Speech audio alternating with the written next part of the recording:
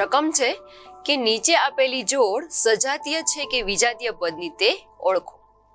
સજાતીય એટલે કે એવા પદ જેના ચલ સરખા હોય, અને વિજાતીય એટલે એવા પદ જેના ચલ અથવા ચલની ઘાત પણ અલગ અલગ હોય. પહેલી રકમ છે 1 અને 100. તો કે આ બંને અચલ પદ છે, બેમાંથી એકય પદમાં ચલ નથી આવેલા, એટલે કે અચલ પદને પણ સજાતીય પદ કહેવાય. તો આપેલા પદની જોડી છે તે સજાતીય પદ છે. બીજી રકમ -7x અને 5/2x. આ બંને પદના ચલ સરખા છે, x અને x.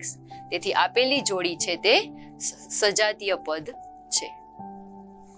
ત્રીજી રકમ -29x અને -29y.